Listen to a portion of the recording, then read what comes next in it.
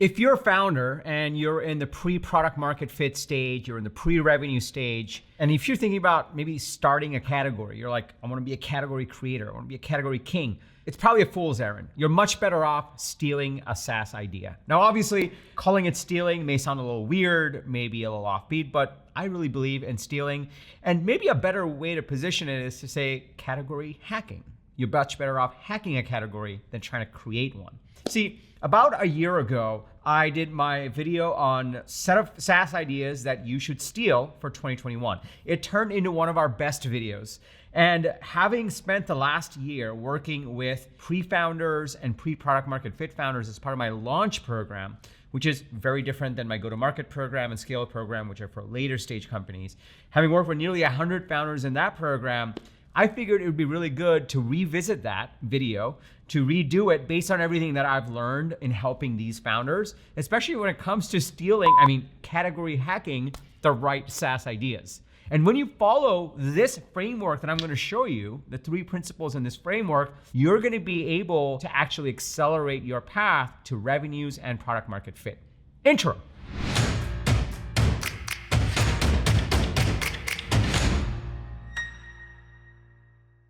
What's up, everybody? Welcome to Unstoppable. I'm TK, and on this channel, I help SaaS founders like you grow your SaaS business faster with an unstoppable strategy. Now, if you are new to this channel, welcome. I drop an episode every single Sunday with actionable strategies on how to grow SaaS businesses faster. So be sure to hit the subscribe button and that bell icon. That way you'll get notified every single time I drop an episode with the TK energy.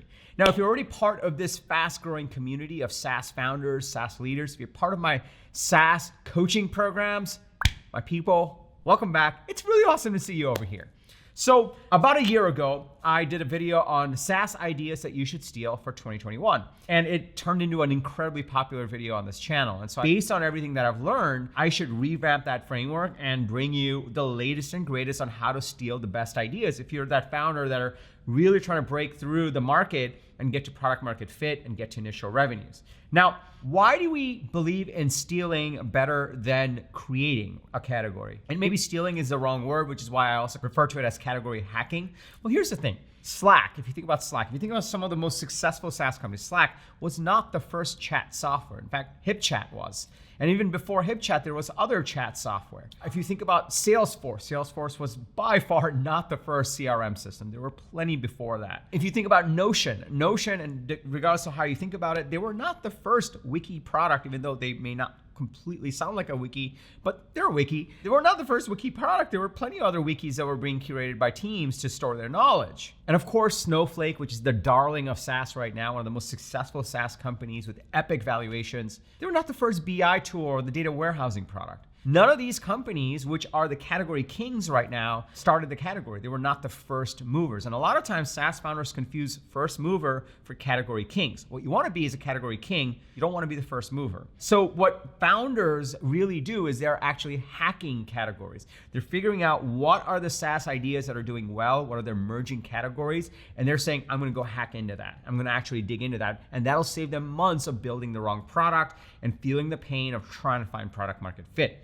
That's why I really believe in stealing. It goes back to that really popular quote by Pablo Picasso. He said, good artists copy and great artists steal. Of course, no one thinks of Pablo Picasso when you think about that quotation. It's really Steve Jobs that said it, but at the same time, stealing is what you want to be doing. I'll call it category hacking. This is why in this video, we're gonna dig into 3 key ideas that you can steal for 2022. I'm gonna walk you through my framework for category hacking / stealing. I'm gonna walk you through some examples, and I'm gonna teach you exactly what new information I learned from helping nearly 100 founders in the pre-revenue, pre-product market fit stage over the past year. So if you're excited to dig into this framework and these key ideas, go ahead and smash that like button for the YouTube algorithm. It really likes it when you do that. And let's dig right into principle number 1. Okay, so what's principle number 1? Principle number 1 is before you think about categories, before you think about what your product does, this is the big thing that I try to teach first-time founders that every second-time founder now knows, which is products don't matter, markets do. You want to be figuring out who you're going to be selling into, especially in B2B SaaS, which is what I specialize in.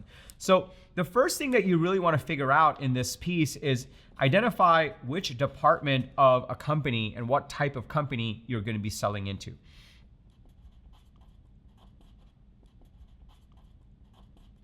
And the reason this is important is because a lot of times people don't really define their ideal customer and they'll say, oh, we'll sell to SMBs. But it's like, well, who holds the budget and do they have enough budget? And what's the problem? Is there an important and urgent enough problem? Which is why I always force founders to think about exactly which department or which person in the company is going to be buying your product and do they have sufficient budget to spend on software? And when you start to force the conversation that way, you start to understand, okay, who are we really selling to? How do they get paid and why would they pay for software and where's the budget coming from? Now, one of the things that's super important as you're thinking about stealing is when you think about departments, there's a natural pecking order. And so in this framework that I always think about, there's essentially some key departments that you can target as a B2B SaaS company. The first one is R&D. This is essentially engineering that, engineers need lots of tools and they have budget and they have a lot of money to spend. If a company is heavily investing in R&D, then their engineers will be able to spend money on tooling and infrastructure and all those pieces. So this is some of the richest areas of budget that exists out there. The second group that has a ton of budget is the marketing team. And marketing team, this is why MarTech is so huge. There's over 1,000 applications that are integrated just with HubSpot. HubSpot is huge and all those apps are huge. The ecosystem is huge. The reason is marketers have a lot of budget because companies will allocate a lot of dollars to get more pipeline, to get more leads, to get more revenue, to get more brand awareness, because that's the core engine for growth. So that's naturally what they're going to be spending a lot of money on. So on one hand, they're going to be spending a lot of money on their product. What are they building? And then they're going to be spending a lot of money on their distribution, which is how they get people to buy that product. So that's the second group that you can go after. The third group that you can go after, and this wasn't always true, but it's very true today, is the sales team. When I first started ToutApp, people didn't really believe that sales teams had budget to spend on software beyond CRM, but that's changed. Now sales teams have lots of budget. They spend money on sales engagement tools, sales enablement tools, sales analytics tools, you name it. And so sales teams now have a lot of budget to spend on software. Not as big as marketing. Marketing spends way more, but pretty damn big. And depending on the company, it can vary between R&D and marketing. That's one more department that you can go after. Then you can get into support / customer success. That's another department that you can sell into. Now, this is where you'll notice there aren't a lot of huge SaaS companies that are selling into customer success. There are companies that are selling into support and they're massive businesses, but they're not as big as, say, the sales players or the MarTech players or the R&D players. You don't see like GitHub got acquired for $8.5 billion. You don't see sales like that for the support side. Generally smaller. Why? Companies tend to spend more money on top of funnel, marketing, what they're selling, what their distribution is, than they do below the funnel. It's just kind of how it goes, and you can't argue with it. So while you can sell here, the budget sizes are not as big over here. Again, the idea behind this is to think about what market you're going after so you can identify the right category. So you can't just jump into categories. You want to think about the market first. And thinking about departments is a great way to really start to narrow things down. The last department that you can look at is HR. And these kind of go together, but I'll put them out here anyway. Finance, and there's another N there, and then there's ops. And all of these departments essentially have much less budget than these guys. They will have some budget. There are HR platforms, there are finance platforms, there are operations platforms, but their budget sizes are nearly as big as these guys. And so what you're really doing as principle number one is starting to get very specific on if you're going to build business software, if you're going to build a SaaS tool, exactly which department you're going after. And there's a natural pecking order where the further up you go over here, the bigger the budget. And the more problems they tend to have, but budget is what matters the most. So that's principle number one. Once you figure out principle number one, then you want to look at this map and say, cool, we want to build a SaaS platform or a SaaS tool. Let's just say we want to go after R&D. We want to go after marketing. We want to build a SaaS platform on that, and what are the emerging categories there that we can hack into or steal? The second principle that you want to think about is the type of SaaS. And the reason I say this is there's essentially 3 golden types of SaaS. Let me explain. Now, everyone thinks like, oh, SaaS, there's so many different kinds, but if you really zoom out, there's only 3 kinds of SaaS products, okay? And I'm gonna walk you through, again, the same thing applies here. The more up the stack that you go, the more valuable it's gonna be. So let's start with the most valuable. The most valuable, there are 3 golden types. The most valuable type of SaaS business is your system of record. And all of these are going to be systems, right? Those are the most valuable types. Systems of records, essentially the piece of platform or software or database or whatever you want to call it, that the entire department or series of departments runs on always tends to be the most valuable type of SaaS business. So if you think about marketing, marketing automation is their system of record. That's where they store all the customer data. If you think about R&D, the GitHub repository, and before that was Subversion, if you were around back then, that's the most valuable piece, and then everything else layers on top of that. And even if you go below the stack for R&D, the infrastructure is the most expensive piece. That's the system of record where you store everything and run everything. Systems of records are the most valuable in SaaS. And so you want to think about if I'm going after a certain department, well, do we want to be a system of record? Now, here's the thing. If there's already a well-established system of record, then it may be tougher to actually displace that or compete against that. That's why there are other kinds of SaaS as well, because systems of record tend to be old, kind of stodgy. And so now the people do so much more on software. There's a second type, which is system of engagement. And system of engagement is essentially something that sits on top of the system of record, and you're able to say, cool, this is the system of engagement, this is where we do our work. And while we do the work in here, it'll automatically write to the system of record. So I started a company called ToutApp, and ToutApp was a pioneer in the sales engagement category. And we were a system of engagement. We sat on top of the CRM, and instead of salespeople saying, I worked on this deal and I made this phone call, we said, cool, make the phone call, send the email, and we log everything for them automatically. As they engage, we wrote everything down. Now, systems of engagements are not as valuable as systems of records, but they're still very valuable. The sales engagement category, for example, is expected to be valued at nearly $5 billion next year. And it's going to continue to grow with multiple winners in the space. So systems of engagements, regardless of which department you're selling into, there's going to be valuable platforms to be made over there. Now, the third golden type of SaaS is the system of decision. I'm running out of space here, but you get the picture. So we're going to put up here, engagement and decision. So that's the third golden type. The system of decision is not where work gets done. It basically pulls the data from the system of engagement. It pulls the data from the system of record, and then it helps you make decisions. This is your business intelligence tool, your reporting tool, maybe your AI tool where it gives you insights. These are not as valuable as a system of engagement, not as valuable as a system of record, but they're still very valuable. And the reason they're not as valuable for the most part is because generally they're easy to swap out. A system of decision is pretty easy to swap out. You can go introduce a new tool and say, cool, there's all my data. Go look at my system of engagement and system of record. And like, okay, cool, here's new info. So it's very easy to replace these. A system of engagement is medium level in terms of being able to swap out and churn. And so that's why they're a little bit more valuable. They're stickier. Because if you're doing all your work in there and you're used to it and you have everything in there, it's kind of hard, but not impossible. But if you look at a system of record, once you're in it, it's really hard to move stuff because all these other things hook into it. And systems of records are very sticky, very hard to get rid of. That's why they tend to be very low churn because companies are not going to switch them every year, whereas these things they will switch. And so what you're doing in this principle number 2, the first one is like, hey, what's the department we're selling into? The second one is what's the type of SaaS, the 3 golden types. You have system of record, the most valuable. So this is essentially $4 signs.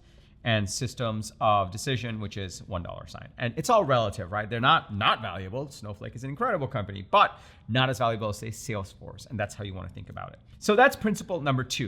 And the reason I gave you these 2 is because once you think about things in this framework, once you think about SaaS ideas in this framework, this gives you the framework and the way of thinking. This is the lens you want to use to identify what the emerging categories are that you want to hack into versus trying to just create something new and falling into a trap of trying to be the pioneer, and the pioneer always has arrows on their back. It's not the worst thing. There are pros to it, but it's way harder than hacking an existing category that's emerging. And these 2 first principles, what it'll do, and this is one of the things I talk about inside of my launch program with the pre-founders and the pre-revenue founders and the pre-product market fit founders is, hey, we got to find the heat for this solution that you have, for this technology that you have. And so let's figure out what's the department, what type of SaaS.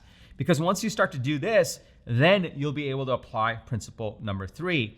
And I'm going to tell you principle number 3, but before I do that, let me just pause here for a second. Are you starting to see the power in this? Are you starting to see the power of, instead of just me saying, hey, here's 3 great ideas. By the way, if you want 3 great ideas, I did an episode on this very recently. In fact, it was like 2 weeks ago.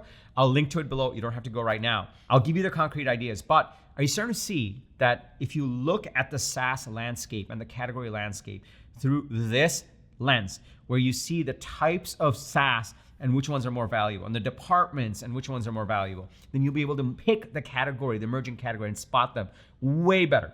You're starting to see the power in this. Can I just get a yes in the comments below? Also, smash that like button for the YouTube algorithm. It really likes it when you do that. Also, if you're in this pre-revenue stage, if you're in the pre-product market fit stage and you're building the product and you really want to figure out like, hey, are we doing the right thing? Are we positioning it the right way? How do we launch this? How do we get our go-to-market going? How do we get to initial revenues?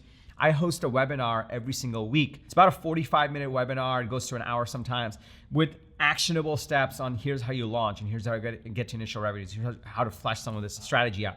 So you should definitely join. I'll tell you more about it at the end of this video. I'll link to it below, but let's go to principle number 3 so that you actually know how to pick the right categories to go after. So once you have these two, what you're gonna do is through this lens, you can then start to say, cool, where are the opportunities? What are the categories that are well established? So maybe, obviously there's GitHub here. Marketing has a well-established category. Sales has one. There's clearly a sales engagement tool. There's definitely a marketing engagement tool. You can start to figure out like, hey, what are all the players? Where's all the competition? You can also start to understand where are the emerging players? What new categories are emerging? Are there subcategories? Is there a new type of system of record emerging? Like, for example, I'll tell you, in customer support and customer success, there's new subcategories emerging, especially around here's a brand new customer success platform, right? There are players like that are going up against Gainsight. Similarly, there's new customer support platforms specific to specific verticals that are coming out. So you can start to identify where's the heat. What are the well-entrenched players and where are the new players and what's emerging? And you can start to see what categories are already being created so that you don't have to go create it from scratch and figure it all out. You can actually start to hack it. What this does is essentially helps you see the full chessboard of exactly what's emerging so that you don't have to waste months trying to go create a category or years even. What you can say is like, cool, this is emerging, how do we hack it? And the biggest thing for principle number 3, there's essentially 2 parts to this, and let me put this in blue. 3A is essentially where's the heat, right? You want to identify emerging categories. And instead of just looking at categories and over-indexing, you might say like, oh, this company just raised $100 million. We should go into that category. Like, don't do that. Think about it through this map of, well, is this at a department where there's lots of budget? Are we actually going to be a system of record or a system of engagement? Or are we going to be easily swappable as a system of decision? We want to be a system of record. So what you can find is, here are the pros and cons. You can really think through this. And this is one of the power of really talking through these pieces and looking at it through this lens. And the next thing you're doing is you're essentially saying, cool, let's just say we want to be the new sales engagement tool, right? I'm using that as an example. We want to say there's clear players. One of them is going to IPO. The other one just got bought out by Vista Equity. And there's a whole long tail of players. I'm going to be a new sales engagement player, for example. And if you're going to do that, the key thing you need to figure out is, how do I differentiate? And this is something, again, this is part of category hacking, because you're saying, cool, there's an emerging category. Their older platforms are maybe getting a little tired, or maybe they're not moving as fast, or they're distracted, or they're too enterprise. I want to start thinking about how I can differentiate and hack into this category.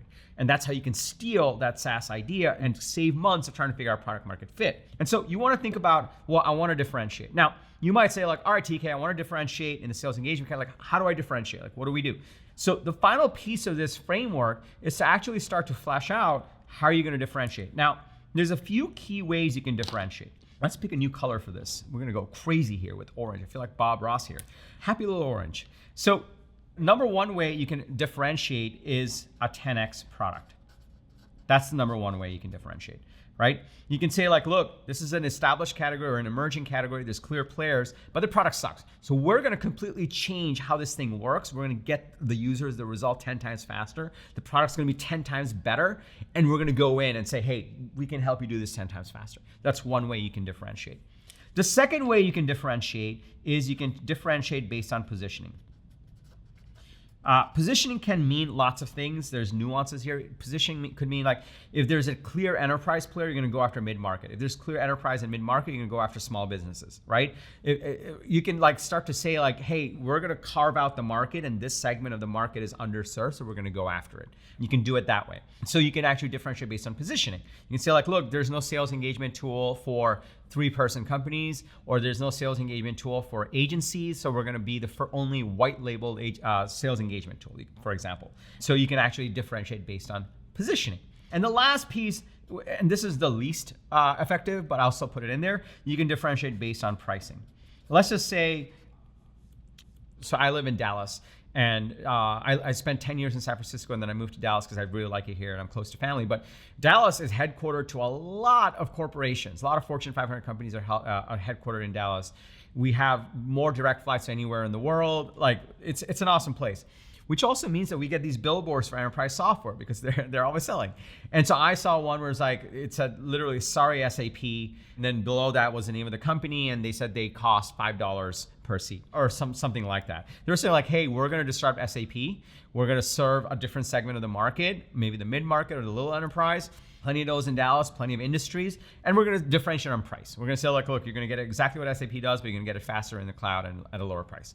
So you can differentiate on price also. And sometimes you can do a 10x product and position it for a different segment of the market because it's purpose built for them and be competitive in price. And that way you can really differentiate.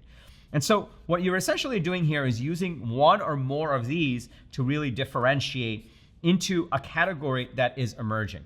And what you're doing there is instead of trying to be in love with your product and trying to convince people that they need it, you're saying, cool, here are all the departments, here are the types of SaaS platforms that exist, system of record, system of engagement, system of decision. I'm going to figure out where the heat is, where the emerging categories are. I'm going to hack into it with a point of differentiation.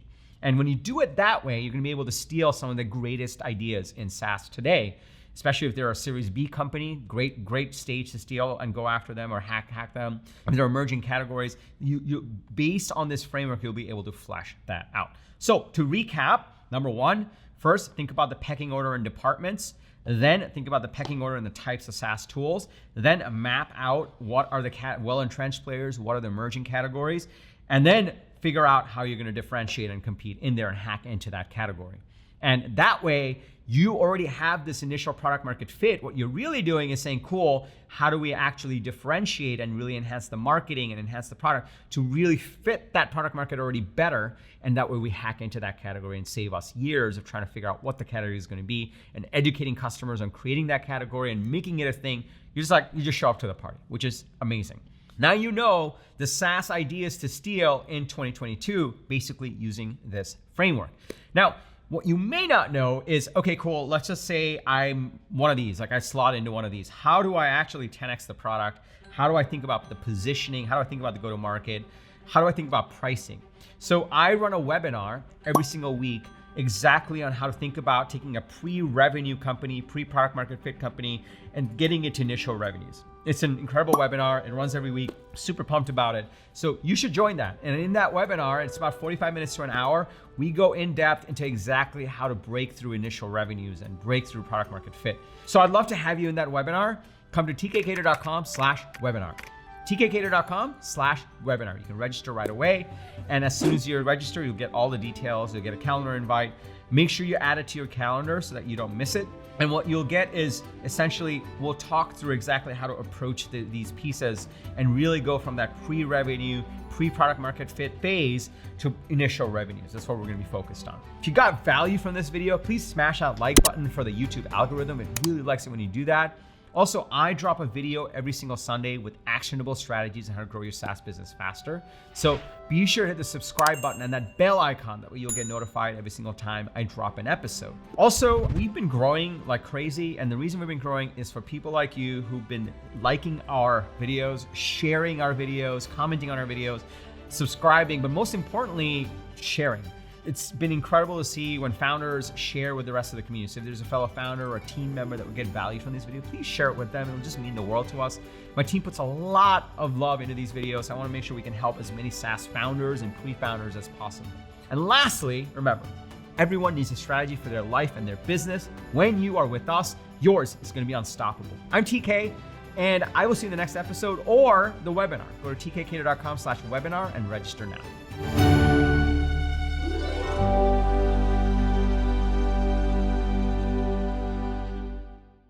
If you're All right, let's do this. Recording. Here we go. Ooh. Okay, let's read that. Don't put this in the end, please.